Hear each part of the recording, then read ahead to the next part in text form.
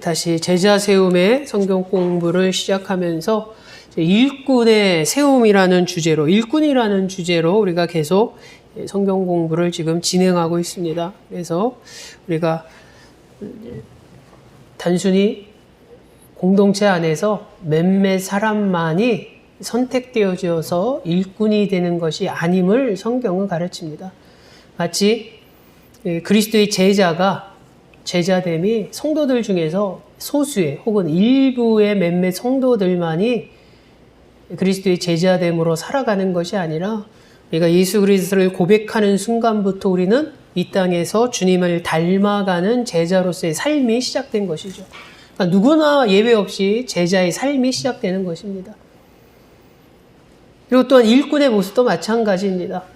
교회에서 소수 몇몇만 일꾼으로 세워지는 것이 아니라 우리가 공동체 안에서의 신앙의 삶을 살아감에 있어 우리는 일꾼으로 세움을 받아야 되고 훈련되어져야 되고 또 우리는 일꾼으로서 충성해야 되고 또 어느 시점이 됐을 때는 또 다른 일꾼을 세우는 일에 우리가 같이 힘써야 됨을 성경은 계속 가르치고 있습니다. 그래서 특별히 일꾼에 세워주고 그 일꾼이 성장함에 있어서 가장 중요한 모습 우리가 지난 시간에 함께 나누었죠. 특히 사도 바울과 그의 동료들이 일꾼의 세움과 그 일꾼이 성장함을 위해서 필요했던 것 중에 하나가 바로 말씀이었다는 것을 우리는 보게 됩니다. 다른 무언가로 이 일꾼을 격려하지 않습니다. 어떤 세상적인 무언가로 일꾼을 후원하거나 일꾼을 세워주거나 이런 것이 아니라 가장 중요한 것은 결국 말씀이었음을 오늘 성경을 통해서 보게 됩니다. 그래서 그들이 복음을 전하고 제자를 세우고 그 제자들이 믿음에 머물 수 있도록 끊임없이 말씀으로 권면했음을 우리는 지난주 사도행전 14장 21절에서 22절을 통해서 이 주제 말씀을 통해서 우리가 확인을 했죠. 그러니까는 믿음으로 세워진 일꾼이 계속 일꾼으로서 감당하기 위해서는 끊임없이 격려가 필요하고 권면이 필요합니다. 근데 그것은 다른 방법, 다른 모습의 다른 무언가로 도구로 되는 것이 아니라 오로지 하나님의 말씀으로 되어지는 것임을 보게 되죠. 그래서 사도행전 18장에도 11절에 보면 1년 6개월 동안 사도 바울이 머물면서 그들 가운데서 하나님의 말씀을 가르치니라 라고 기록되어져 있습니다. 그러니까 말씀으로 위로하고 말씀으로 권면하고 말씀을 가르치고 말씀을 공부함으로 인해서 우리가 일꾼으로서 세워지고 일꾼으로서 계속 성장할 수 있음을 성경은 증거하고 있는 것이죠. 그럴 때 특별히 그 말씀이 그럼 어느 정도 우리 가운데 있어야지 일꾼으로서 감당하는가? 특별히 우리가 지난 시간에 골로새서 3장 16절의 말씀을 통해서 그리스도의 말씀이 우리 가운데 풍성히 거할 때 우리는 일꾼으로서 성장할 수 있고 일꾼으로서 맡은 바 사명을 잘 감당할 수 있음을 보게 됩니다. 풍성하게 있는 것. 말씀이 우리 가운데 풍성하게 있는 것. 그래서 지난 시간에도 우스갯소리로 말씀드렸지만 일부만 있어도 사실 그리스도인이라 말할 수 있고 일꾼이라 말할 수 있습니다. 그리고 일부만 있어도 내가 내 안에 말씀이 있다라고 말할 수 있죠. 그러나 그 말씀이 조금 있느냐, 가득히 있느냐, 그것은 상당히 삶의 모습에서 차이가 나죠. 성경은 우리에게 말씀이 풍성히 거하라라고 요청하고 있습니다. 풍성히 거하라. 그냥 어느 일부만, 조금만 내 안에 말씀이 있고 조그만 그 말씀대로 살아가는 걸로 나는 그리스도인으로서 잘 살고 있구나라고 고백할 것이 아니라 말씀이 우리 가운데 풍성이 있고 그 풍성한 말씀대로 살아갈 때 우리는 비로소 진정한 그리스도인의 삶을 잘 살고 있다라고 고백할 수 있는 것이고 그런 귀한 고백이 저와 여러분의 신앙의 고백이 되기를 주 예수 이름으로 축원합니다. 그러면서 오늘 말씀을 이어갈 때 같이 공부하고자 하는 것은 그럼 우리 하나님의 말씀이 우리 가운데 가득하게 풍성하게 거하면 우리는 일꾼으로서 역할을 잘 감당할 수 있고 일꾼으로서 성장할 수 있는 것이죠. 그러면 우리에게 풍성히 거하는 말씀의 구체적인 것은 어떤 목적을 갖고 있는가? 그러니까 하나님이 우리에게 가득 풍성하게 주신 그 말씀이 지향하는 바가 분명히 있습니다. 지향하는 바가. 첫 번째로 우리가 볼 수 있는 것은 우리에게 풍성한 그 말씀은 결국 우리로 하여금 십자가를 지라는 것을 우리에게 말해주고 있습니다. 십자가를 지라는, 즉 신앙의 성숙됨을 우리에게 요구하고 있는 것이죠. 그러니까 우리가 하나님의 말씀이 가득 찾아보면은 그 말씀이 결국 이제 지향하는 바를 깨닫게 되는데, 그 중에 중요한 하나가 무엇이냐면 십자가를 질 수 있어야 된다. 십자가를 질 수 있다는 것은 여러분 신앙과 믿음의 성숙됨을 이야기하는 것입니다. 우리가 처음 예수를 믿기 시작할 때 대부분의 많은 사람들이 십자가를 보고 믿는 사람들이 없습니다. 십자가는 여러분 헌신이고, 십자가는 희생이고, 십자가는 자기를 내려놓음을 의미하는 것이죠. 십자가는 나보다 남을 먼저 생각하는 것이 십자가의 의미고 십자가의 정신이죠. 주님께서 그렇게 보여주셨기 때문에 그렇습니다. 우리가 십자가를 거창하게 표현하고 거창한 의미를 부여한 것이 아니라 예수 그리스도께서 십자가의 이 삶을 통해서, 십자가를 통해서 그런 모습을 보이고 가르쳤기 때문에 우리가 그 의미를 받아들이는 것이고 그 의미를 깨달은 것이죠. 근데 여러분, 예수를 믿는 사람들 대부분이 처음부터 이 십자가를 보고서 십자가 나 대단한 도전을 받았어. 나는 저 십자가의 의미를 보여하는 기독교를 택하고 싶어라고 선택한 사람은 하나도 없다라는 것입니다. 오히려 십자가를 얘기했으면 아마 교회에 나오기 힘들었을 것입니다. 대부분이 교회에 오게 된 계기는 어떤 내 문제를 해결하고자 함, 혹은 내가 위로받기고, 그리고 내 문제가 해결되고, 혹은 내 병이 나음을 잊기 위해서, 또 어떤 교회를 다님으로 인해서 하나님의 놀라운 축복을 기대해 보는 것, 이런 것들이 사실 처음에 교회를 나가게 될 때 동기가 되고, 실제로 그것 때문에 신앙생활 하는 사람들이 대다수였음을 우리는 보게 됩니다. 근데 중요한 것은 그것이 잘못되고 틀렸다는 것이 아니라 그렇게 신앙생활을 시작하게 됩니다. 내 문제로 인해서, 내 문제를 해결하기 위해서, 내 병을 낫기 위해서, 고치기 위해서, 혹은 내가 복을 받기 위해서 예수를 바라보고 신앙생활을 하게 됩니다. 근데 문제는 시간이 지나면서 우리의 신앙과 믿음이 자라나야 되는 거죠. 어린아이의 믿음에서 장성한 믿음으로 변해야 됩니다. 성숙되고 성장돼야 됩니다. 그럼 그 성장과 성숙됨은 무엇을 갖고서 이야기하냐면 바로 십자가를 바라볼 때 우리는 비로소 내 믿음과 신앙이 성장되고 성숙됐음을 보게 되는 것이죠.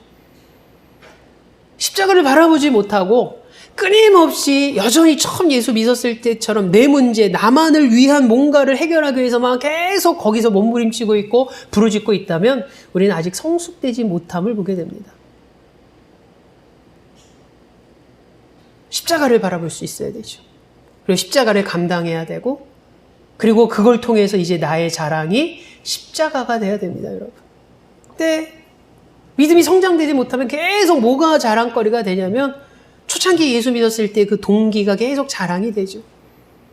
여기 뒤에 이제 배경 화면이라고 해야 되나요? 플랜카드 뒤에 보면 십자가를 자랑하라라고 되어 있죠. 십자가를 이제는 우리는 자랑해야 됩니다. 내 십자가를.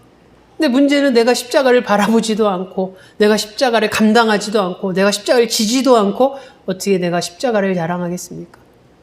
그러니까 적어도 나의 십자가를 자랑하라라는 이 표에 맞게끔 산다는 것은 우리가 그만큼 믿음과 신앙이 성장됐을 때, 성숙됐을 때 가능한 것이죠. 그러게 우리의 뒤에 배경에 있는 십자가를 자랑하라라는 것은 우리의 믿음이 그만큼 성장되자는 것이고 성숙되자는 것을 의미하고 있습니다, 여러분. 그래서 여러분, 우리에게 주신 풍성한 말씀의 큰 지향점은 바로 성장과 성숙, 십자가를 지는 것에 있습니다. 그래서 여러분, 성경 말씀처럼 누가복음 9장 23절의 말씀처럼 무리에게 이르시되 아무든지 나를 따라오려거든 자기를 부인하고 날마다 제 십자가를 지고 나를 따를 것이니라. 아멘. 주님이 하신 말씀이죠. 주님을 따르고 싶다면 십자가를 지고 따르라고 말합니다. 근데 우리는 주님을 따른다라고 하면서 내 십자가를 지지 않으려고 하죠. 내 십자가를 보지 않으려고 합니다. 외면하려고 합니다. 심지어는 내 십자가를 맡기려고 합니다. 목회자한테 맡기려고 하고, 교회 몇몇 열심히 분들한테 내 십자가도 맡기고, 내 동료들한테, 내 가족에게도 맡기죠. 요즘 보면 가족에게 십자가 맡기는 것을 많이 보게 됩니다. 그러니까 어머니가 너무 믿음이 좋으니까 자녀들이 그러니까 세상 말로 엄마 믿음만 믿고 맡기려고 하죠. 성경은 자기 십자가를 지라고 말합니다. 그리고 여러분 또 이 말씀이 풍성할 때 우리는 일꾼으로서의 역할을 감당할 수 있고 우리가 일꾼으로서 계속 성장할 수 있는데 바로 이 말씀의 중요한 지향점은 십자가를 지는 것과 더불어 순종함을 이야기합니다. 순종함. 말씀은 가득한데 그 말씀대로 가득한 대로 살아가야 됩니다. 그 살아간다라는 것은 여러분 순종한다는 것을 의미하지 않습니까? 순종하지 않습니다. 가끔 어떤 크리스찬을 보는데 어렸을 때부터 교회를 열심히 다니고 뜨거움이 있어서 그런지 말씀을 많이 봐서 그런지 아는 말씀도 많고 암송한 말씀도 많습니다. 그래서 웬만한 전도사님보다 말씀을 더 많이 암송 확 이럽니다. 근데 요는 그냥 암송만 합니다. 암송만. 말씀도 잘 알고 있습니다. 그래서 본문이 어떤 것을 말하는지 그 메시지가 주는 주제가 뭔지 메시지의 정확한 그 요점 핵심도 파악을 합니다. 근데 문제는 그렇게 살지 않는다는 거죠. 순종하지 않는 것. 근데 여러분 우리가 말씀에 풍성하다는 것의 지향점은 성경에서 십자가를 지는 것. 그러니까 우리 믿음과 신앙이 성장되고 성숙됨으로 십자가를 지는 것을 강조하는 동시에 또 하나는 바로 그 말씀에 온전하게 순종하는 것입니다. 온전하게 순종. 혹은 저는 절대 순종이라는 표현을 씁니다. 절대 순종. 그러니까 절대 순종이라는 개념이 여러분 뭡니까? 순종인데 그냥 보통 순종이라고 하다 보니까 많은 사람들이 어떻게 합니까? 하나님 말씀 가운데에서 이제 편집에 들어가지 않습니까? 제가 잘 쓰는 표현 중에 하나가 편집에 들어갑니다. 짜집기에 들어가죠. 그래서 하나님의 말씀을 탁 늘여놓고 이 부분은 내가 감당할 수 있는 부분, 없는 부분 잘라내고 힘든 부분 잘라내고 내가 감당할 수 있는 부분만 이렇게 해가지고 편집해서 그것만 살아갑니다. 그러면서 자기는 나는 하나님 말씀대로 살아간다. 말씀대로.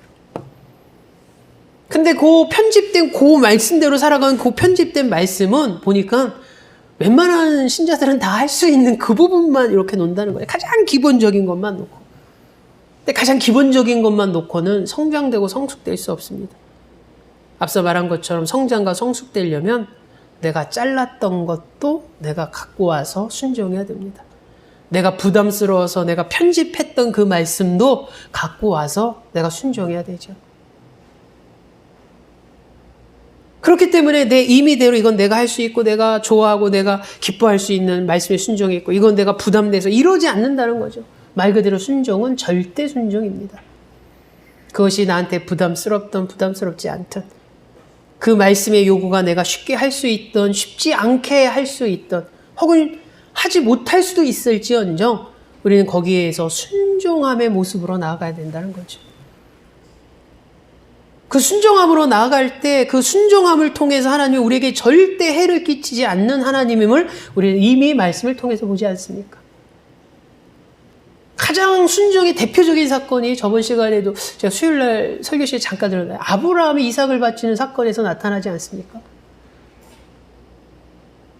그 순종은 상당히 폭력적인 결과를 낳을 수도 있는 순종이었습니다. 그렇지 않습니까? 사람을 죽이게 되는. 근데 심지어는 그 사람이 다름 아닌 자기의 혈육일 수 있고 혈육이고 더군다나 많은 혈육 중 아들 중에 한 명이 아니라 유일한 적통 혈육을 하나님 앞에 죽음으로써 드려야 하는 그런 요구가 있었죠. 상당히 어렵습니다. 근데 아브라함은 정말로 절대 순종을 보여준 사람이죠. 그걸 다 이제는 제껴놓고 그 결과는 어땠습니까, 여러분? 절대 순종함의 자세를 보이는 자에게 하나님은 절대로 해롭게 하지 않았습니다. 그리고 이삭이 털끝 하나라도 다쳤나요, 여러분? 그렇지 않음을 우리는 보게 되죠. 그 상황들은 분명히 이삭이 죽음이라는 아주 끔찍한 결과를 예상하는 그런 흐름이었지만 결과는 결국 어떻게 됐냐면 이삭은 죽지 않았고 털끝 하나 다치지 않았다는 거죠. 하나님의 일하심의 모습이 그렇습니다. 때로는 우리가 말씀의 순종함에 있어서 이 순종하면 내가 손을 엄청나게 봐서 내 회사가 망할 수도 있을 것 같고 내가 하나님 이 말씀대로 살면 나는 어마어마하게 손해봐서 나는 여기서 얼마 안 있다가 문 닫아야 될 것 같고 그런 게 예상될 수도 있습니다. 여러분. 우리 생각에는. 그러나 우리가 하나님 앞에 절대 순종의 모습으로 나아갈 때 하나님은 우리가 생각하는 결과대로 가게 두지 않으시는 하나님입니다. 그런 하나님을 확신하는 게 우리가 믿음이라고 표현하지 않습니까? 믿음. 도대체 하나님에 대한 믿음이 우리는 어디서 이야기해야 됩니까? 어떤 무언가를 할 때 하나님이 요청하셨을 때 우리가 생각하기에 내 이성과 내 판단으로 이렇게 하면 내가 이런 손해를 보게 되겠지? 내가 이렇게 하면 이런 불행이 다가오겠지? 이렇게 하면 이런 결과가 나타나겠지? 그걸 막 예상하면서 그래서 그것 때문에 내가 하나님을 신뢰할 수 없네요 라고 할 때 이미 우리의 믿음은 흔들려 버린다는 것이죠.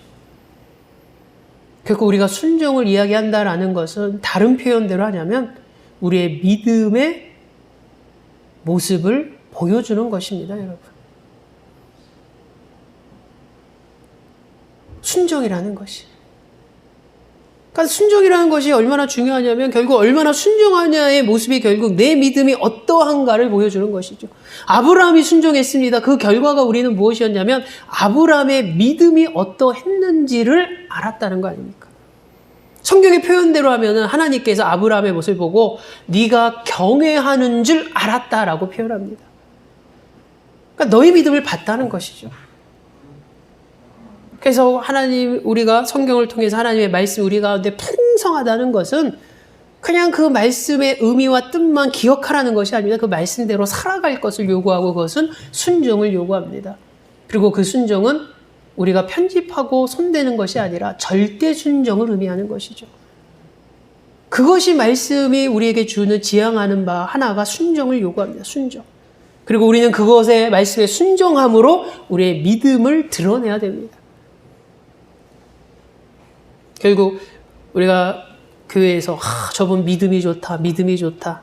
결국 그 믿음이 좋다의 그 기준이 무엇입니까, 여러분? 결국 저분이 얼마나 말씀에 순종하면서 살아가느냐를 보고 우리는 믿음이 좋다라고 얘기하는 거죠. 그냥 입으로만 난 어떤 상황이어도 나는 하나님을 이거는 누구나 말할 수 있는 거죠. 삶으로 순종하면서 살아가는 것. 그것이 믿음의 모습이고 믿음을 보여주는 것이고 그러기에 여러분 성경은 우리에게 일꾼으로서 세움은 십자가를 지는 것. 즉 우리의 믿음이 신앙이 계속 성장되고 성숙될 것을 요구하고 있고 그 다음에 이 풍성한 말씀을 통해서 우리가 하나님의 말씀에 절대 순종할 것을 그리고 순종함으로 우리의 믿음을 보여줄 것을 성경은 요청하고 있습니다. 바로 저와 여러분들이 이런 말씀 순종함으로 말미암아 우리의 믿음을 하나님 앞에 드러낼 수 있는 정말로 자신 있게 드러낼 수 있는 귀한 성도 되시기를 주 예수 이름으로 축원합니다. 그러면서 오늘 마지막으로 우리가 나누고자 하는 것은 하나님의 일꾼으로서 이렇게 성장되고 세워지는 것, 말씀으로 세워지고 말씀으로 성장되는 것을 이야기했다면 이제 마지막 하나는 말씀과 기도임을 성경은 이야기합니다. 기도. 여러분 빌립보서 4장 6절에 성경에 이렇게 기록되어져 있습니다. 아무것도 염려하지 말고 다만 모든 일에 기도와 간구로 너희 구할 것을 감사함으로 하나님께 아뢰라. 아멘. 그리고 오늘 본문 말씀이었던 골로새서 4장 12절 그리스도 예수의 종인 너희에게서 온 에바브라가 너희에게 문안하느니라. 그가 항상 너희를 위하여 애써 기도하여 너희로 하나님의 모든 뜻 가운데서 완전하고 확신 있게 서기를 구하나니. 아멘. 여러분 말씀과 기도만이 하나님의 일꾼으로서 세움 받게 하고 성장할 수 있게 하고 또 일꾼으로서 감당할 수 있게 하는 것이 결국 말씀과 기도임을 오늘 성경은 말합니다. 그래서 특별히 오늘 본문이었던 골로새서 4장 12절에 보면은 신자를 위한 기도지요. 그가 항상 너희를 위하여 애써 기도하여 너희로 하나님의 모든 뜻 가운데서 완전하고 확신 있게 서기를 구하나니. 자기를 위한 기도가 아니었습니다. 바로 일꾼을 위한 기도죠. 공동체 안에서 귀한 일을 하는 일꾼을 향한 기도입니다. 성도를 향한 기도이지요. 그 기도가 애써 기도한다라고 말합니다. 애써 기도한다. 그리고 그 기도의 내용이 여러분 우리가 말씀을 나눈 것처럼 무엇을 위해 기도합니까? 우리가 일꾼을 위해서 기도할 때 이 공동체에서 열심으로 일하는 하나님의 사역에 동역하는 동역자들을 위해서 기도할 때 그 기도의 내용이 오늘 골로새서 4장 12절에서는 이렇게 이야기를 하죠. 하나님의 모든 뜻 가운데서 완전하고 확신 있게 서기를 구한다라고 말합니다. 넘어지지 않기를 기도하는 거죠. 주저앉지 않기를 기도하는 것입니다. 여러분, 우리가 일꾼으로서 세움을 받고 일꾼으로서 감당하다 보면 힘든 일이 많습니다. 목사지만 목사로서 힘든 일이 있고, 장로, 권사, 집사지만 각 직분대로 힘든 일이 있고 힘들 때가 있습니다. 그럴 때면 어떤 마음이 드냐면 그 직분을 내려놓고 싶을 때가 있죠.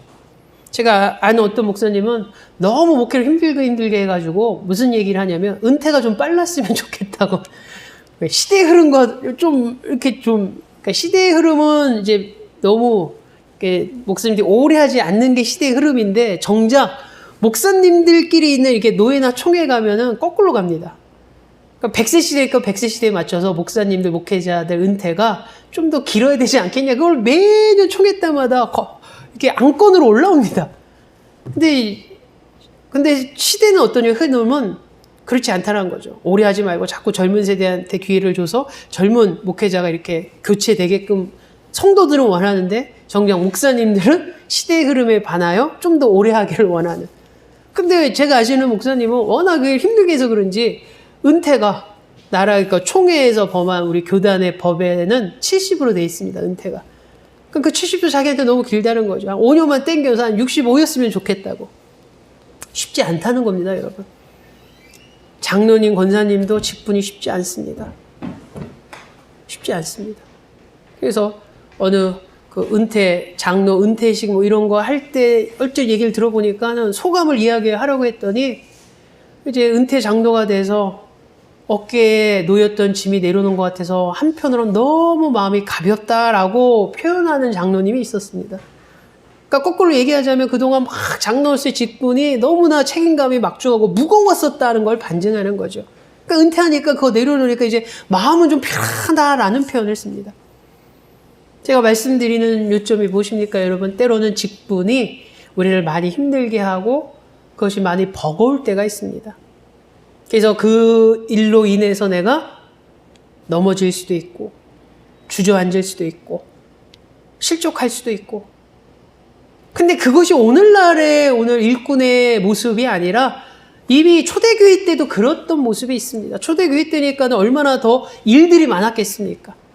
초대교회 막 교회가 세워지고 이러다 보니까 교회가 크지 않았을 테니까 그 공동체 안에서 얼마나 한 일꾼이 많은 일들을 감당해야겠습니까? 그렇지 않습니까? 요즘도 마찬가지죠. 요즘도 작은 교회 안 가려는 이유가 뭐냐면 큰 교회 가면은 다 집사니까는 그거 내가 안 해도 일할 집사가 많으니까 굳이 신경 안 쓰는데, 작은 교회 오면 일꾼이 없으니까 나 혼자 집사면 내가 해야 할 일이 많으면 부담이 되죠, 여러분. 초대교회도 그렇지 않습니까? 그러니까 초대교회에 그런 모습이 있으니까는 오늘 성경의 골로새도 뭐라고 말합니까? 그런 일꾼들을 위해서 애써 기도하지 않습니까? 그리고 그 기도의 핵심이 하나님의 모든 뜻 가운데서 완전하고 확신 있게 서기를 구하는 기도. 그러니까 중심을 잡고 흔들리지 않는 겁니다, 일꾼은. 내가 이 일을 왜 할까? 인정 때문에 할까? 그냥 공동체가 작으니까 그냥 내가 측연지심에 그냥 연민으로 내가 이 일을 하는가? 중요한 중심은 뭐냐면 성경에서 뭐라고 나오냐면 하나님의 모든 뜻 가운데서 하나님의 뜻이기에 한다는 거죠. 하나님의 뜻이니까.